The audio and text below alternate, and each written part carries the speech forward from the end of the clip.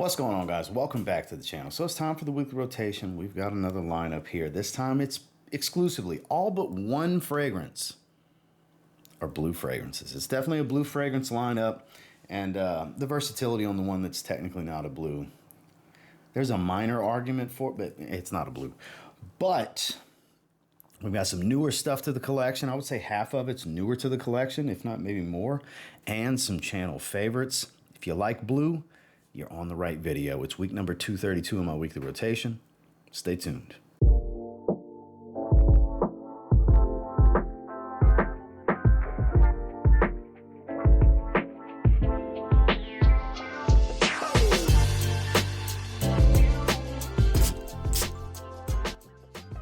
Starting with one on Sunday that's on the very tropical side of things. If you like fruity, fresh, citric, floral, creamy, beachy type fragrances, I strongly encourage checking out Jacques Fath Curacao Bay. And then on top of that, small caveat, not a big deal, but frag heads will enjoy it.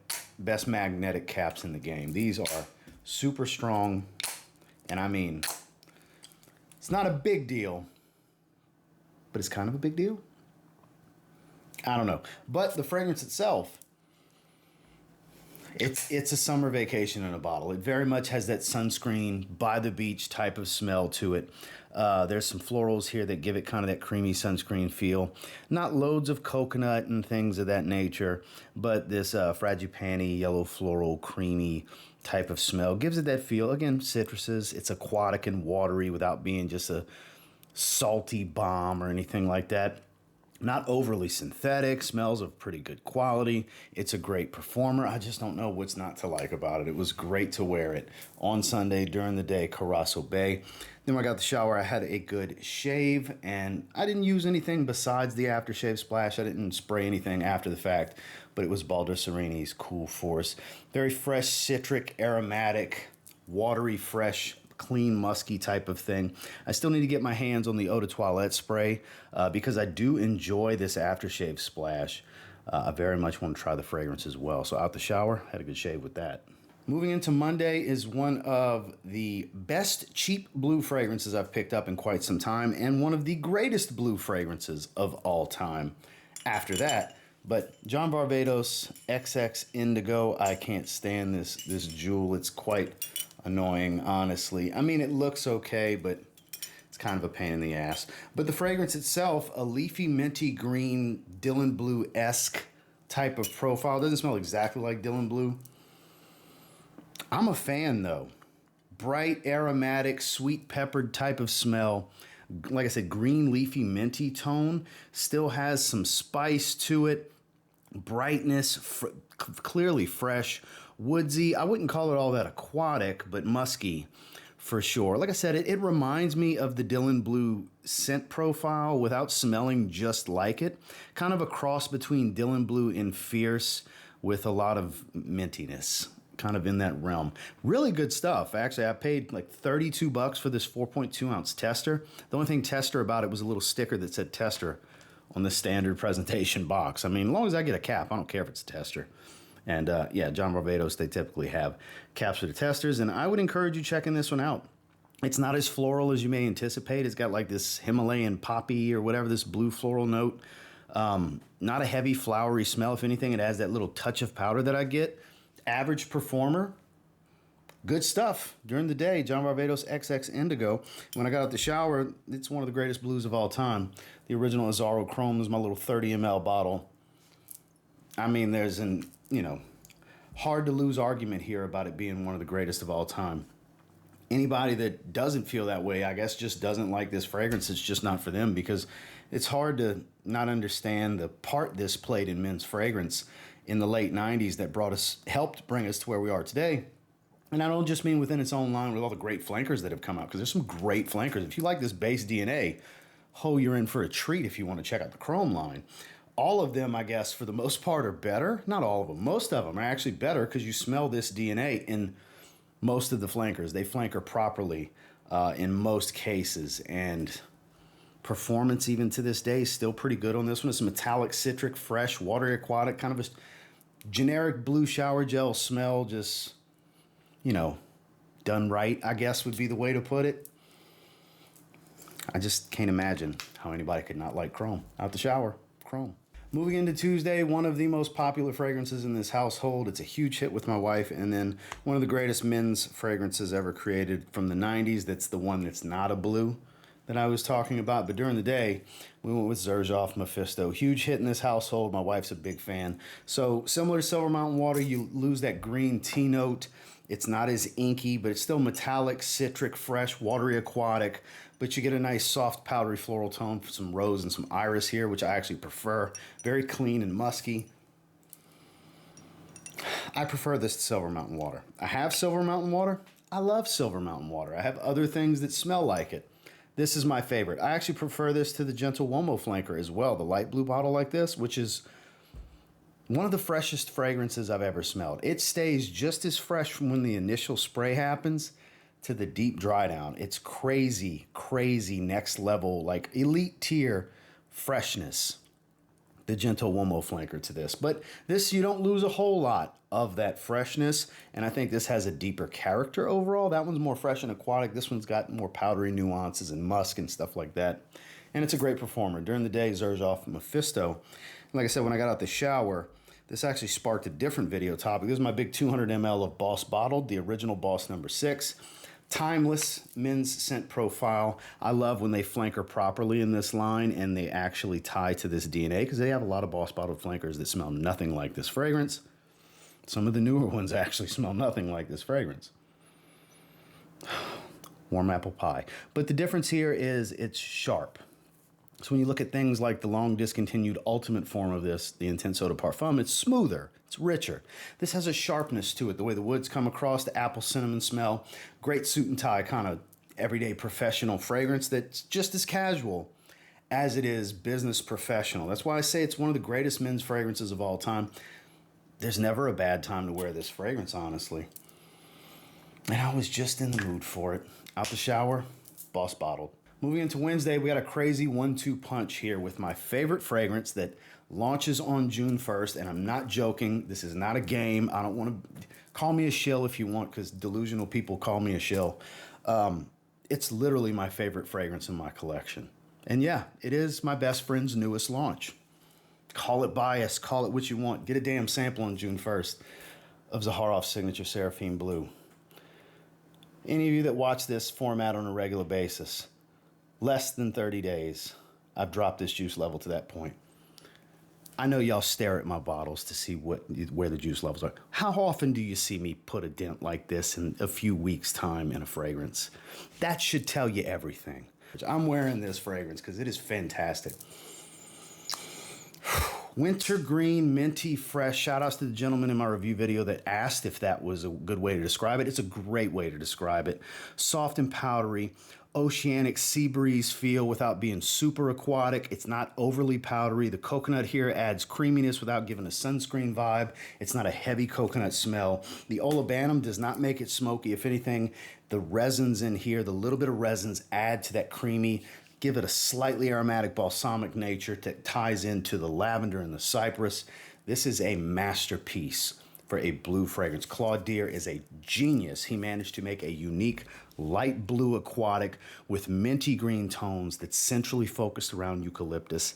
I adore this fragrance. You'll see my mood and my energy go up every time I talk about this, ever, because I love this fragrance. I'll probably, before the year's end, knock half of this bottle out. I will. I'm going to be wearing it at least once a week moving forward. Those of you that watch this weekly rotation format anticipate seeing it once a week, sometimes more, because I love this fragrance. I wore the hell out of it for about 2 to 3 weeks, and then I've kind of dialed it back to once or twice a week, but so I can mix it up and wear other things. I always have more fragrances I'm buying and getting sent to me and all these things. I have other fragrances I need to wear, but I keep going back to this. This has become my favorite fragrance in my collection, and I don't typically rate Zaharoff fragrances. The only time I've ever really done it was the very first review, and the only other time was this. I had to tell you guys in the video, it's a 10 for me. It's the only other 10 I've ever given was the Solar Blue elite level versatility. It's the perfect fragrance for me. I feel like they made it for me. During the day, Zaharoff signature Seraphim Bleu. When I got out the shower, speaking of things I think you should really try,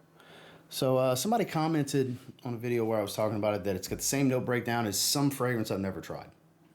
I don't know. I kind of relate it to a more melon heavy Polo Blue. Like very much, where is it? Very much like Polo Blue Eau de Toilette's scent profile. Just heightened with the melon note more so than like the cucumber. It's not as green. Like I would say like 60-70% I get of this. It's not the same fragrance. Like I was just trying to place it to paint a picture for people. But it definitely reminds me of it without being exactly like it. It's definitely way smoother and lasts a lot longer. Has a great atomizer. Oh man, that one smells good.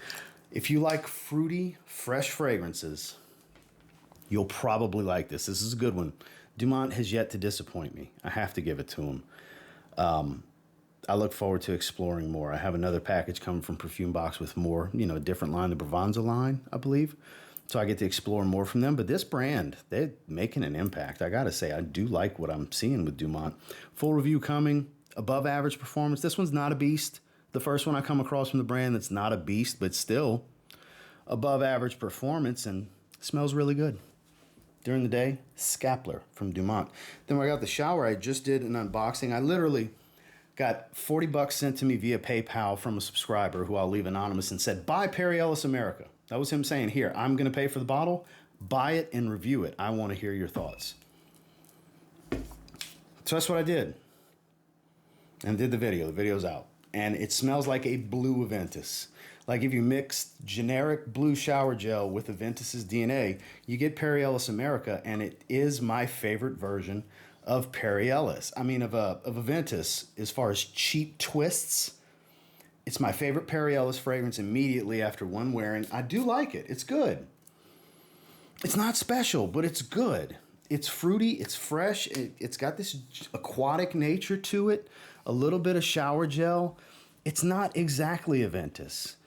It's distinctively similar to it in the opening, but it definitely goes its own route. I would say 50% at best, like it does start off to remind you a little bit the fruitiness and all that, but it's actually pretty good.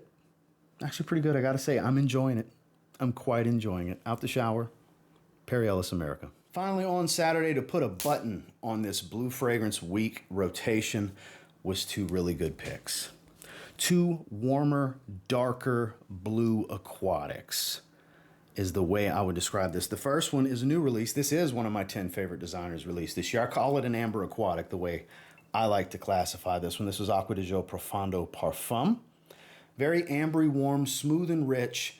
I had somebody comment that it feels like it's missing something from the original. Yes. Why, yes, it is. It's missing the greens and the mineral notes. That's the point. To make it a little different, a little smoother. It's not as scratchy and synthetic as the original. Look, if you like the original Parfum more, all good. Original Parfum's great. Profondo Lights, phenomenal. The new EDP, a little fresher than the original, has been I have all four versions. That's been my understanding. But this is my favorite of the bunch. It's warm, it's smooth, it's rich and aquatic, it's citric without having the greens, which typically I really like the greens. Like that's why Profondo Lights was my favorite. The greens were amplified from the original. Whereas here they removed them pretty much completely and the mineral notes are gone and that scratchiness to it is gone. It's smooth, lasts a long time. It's not overwhelming projection, but it's very present for me. It's a great sillage. I love the way it smells. Again, for me, top 10 release of the year as far as designers, maybe top 10 overall release of the year, regardless of category. If I really give it some thought, maybe. I don't know. I'd have to sit down and really look at everything. That's something we'll determine at the end of the year when I do those types of lists and topics. But man, get out and try this. If you ever liked any of the previous versions, including the new 2024 Eau de Parfum release, which is a re-release of the original that is slightly fresher.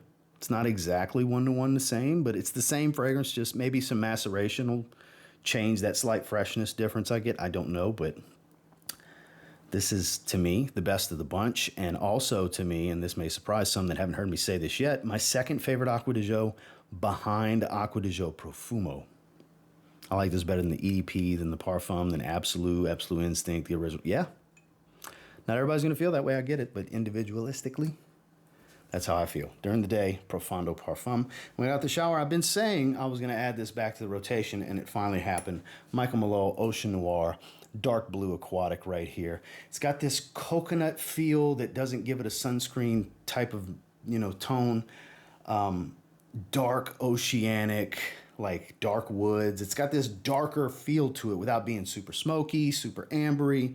It's very much an evening appropriate aquatic is kind of how I would look at this one. Still my favorite Michael Malul fragrance. I haven't been wearing anything from them in a while. And I've been saying, man, I need to put this back in my rotation. This is really good. It's a special blue. I've always felt that way. I reviewed it years ago. And I threw it back in the rotation, and man, what a delight. It's been so long since I wore it. I still say, if you're gonna try one fragrance from them and you like blue fragrances, this is a no-brainer pick. Absolutely. I think it's got a new bottle now. They might have even reformulated it, I'm not sure. But this is the old original release, and it's damn good. It's damn good. One of the better blues to ever be created. Not super synthetic, but still has that beautiful mass appeal. Like I said, dark blue aquatic. You don't get those every day. Out the shower, Michael Malul, Ocean Noir. Well, that was this week's blue fragrance themed weekly rotation. And until next time, do me a real quick favor, go ahead and like, comment, subscribe, because I do appreciate all the feedback and I love hearing from you guys. What'd you guys wear this week? Definitely comment down below. I'm always interested to see what you guys have been wearing. I'll try to have links down below for all of this if you want to try to check out any of these fragrances for yourself. And until next time, I will say if you get your hands on any of the blues that I wore this week and you give them a spray now, might end up thanking me later. Who knows?